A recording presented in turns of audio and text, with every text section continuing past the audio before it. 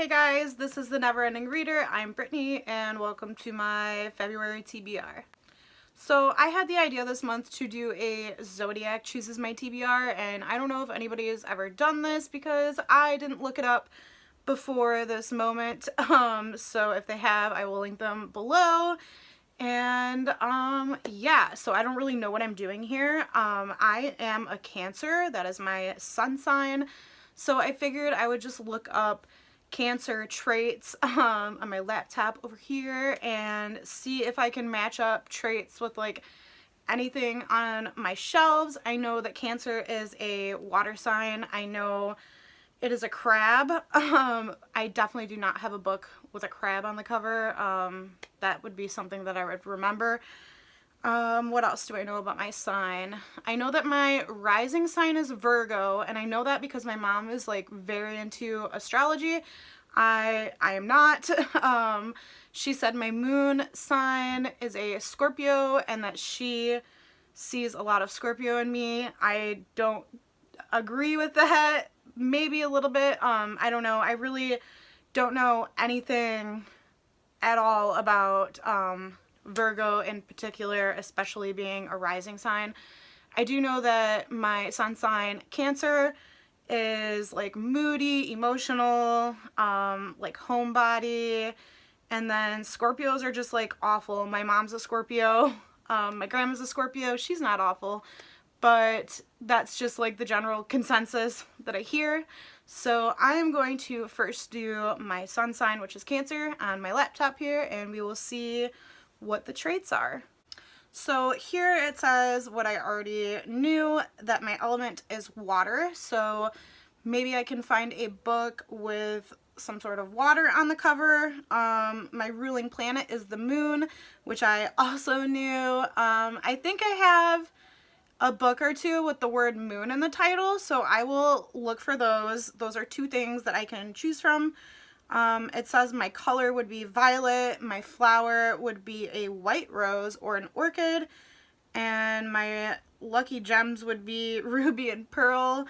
Sorry if you guys can hear the snow plows. It is absolutely terrible weather right now and I can hear one going by, so if that's annoying, I'm very sorry. Okay, so here it says emotional, intuitive, and practically psychic, ruled by the moon and characterized by the crab. Cancer has so much going on in its watery depths. Cancers may seem prickly and standoffish at first meeting. Once they make the decisions to become friends with somebody, that person has a friend for life. I think that's probably pretty true to me. I don't like people a whole bunch, but once somebody is my friend, that's it forever. They are my day ones for life. I'm going to go look for something with moon in the title, something with water, and then maybe a book that's like violet, because I'm kind of cheating and I don't know a whole lot about the Zodiac. So this is a learning experience for me and maybe you. Okay, so the first book that I came up with was The Woman in Cabin 10 by Ruth Ware. I know Sophie will be probably pretty excited that I'm picking this one up. I did read something by Ruth Ware in October and I really liked it. I picked this one obviously because it has an ocean and I am a water sign, so I think this is a thriller that has something to do with like a woman goes on a cruise ship and then probably some thrilling things happen, and that is what I'm going with for this pick. So the next pick I have is When the Moon Was Ours by Anna Marie McLemore. I picked this because moon is in the title and I am ruled by the planet of the moon. I'm not super clear what this is about. I read the synopsis. I'll read it here for you. It says, to anyone who knows them, best friends Miel and Sam are as strange as they are inseparable. Roses grow out of Miel's wrist, and rumors say that she spilled out of a water tower when she was 5. Sam is known for the moons he paints and hangs in the trees, and for how little anyone knows about his life before he and his mother moved to town. But as odd as everyone considers them, even they stay away from the Bonner girls, 4 beautiful sisters rumored to be witches. So this sounds pretty interesting, and it also is violet kind of, but I decided to pick a different book for that trait. I guess it wouldn't even be a trait, it would just be like something about my sun sign. But I found this on my Kindle. I've had this for like ever. It is Starry Eyes by Jen Bennett. I don't know if you can see this, but it has some purple in it, and I think this one is about two teenagers that are like enemies, and they go on like this like camping trip together, and they find themselves like alone in the woods. So sign me up. And next I'm going to get into my Virgo rising sign and see what the traits of that are. So it says here that your rising sign is often considered the mask one wears when meeting others. So apparently when people meet me, this is what I give off, and it says people with Virgo rising are often a little understated in their personal mannerisms and appearance, although a lot depends on the position of Mercury. Generally, there is an intelligent and reserved aura about Virgo rising individuals that is unmistakable. They are actually somewhat shy people who need time to analyze things around them before they warm up to both situations and people. This quality can be received as exactly as that, or it can be received as rather standoffish, cool, and even critical manner. Probably that's true of people who meet me. And let's see, they have a tendency to worry a lot, especially confronted with new situations. That's true. They notice the tiniest details that others overlook. I probably would, but only if I was being a total jerk and just probably calling somebody out on the detail that has been overlooked.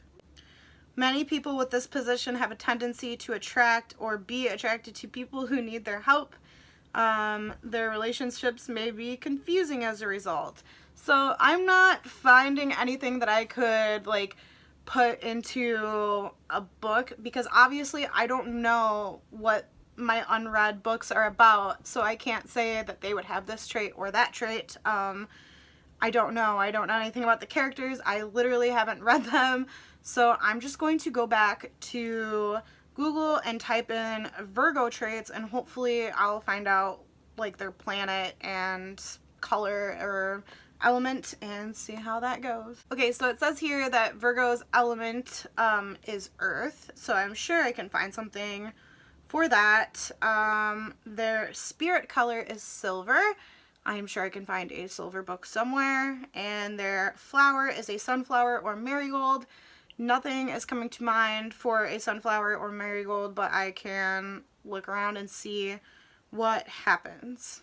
Okay, so for Earth, I'm going to go with In the Woods by Tana French. This is a thriller, and it says, 3 children leave their small neighborhood to play in the surrounding woods. Hours later, their mother's calls go unanswered, and when the police arrive, they find only one of the children gripping a tree trunk in terror, unable to recall a single detail. So this sounds pretty interesting. It looks like I'm going to be having another thriller month.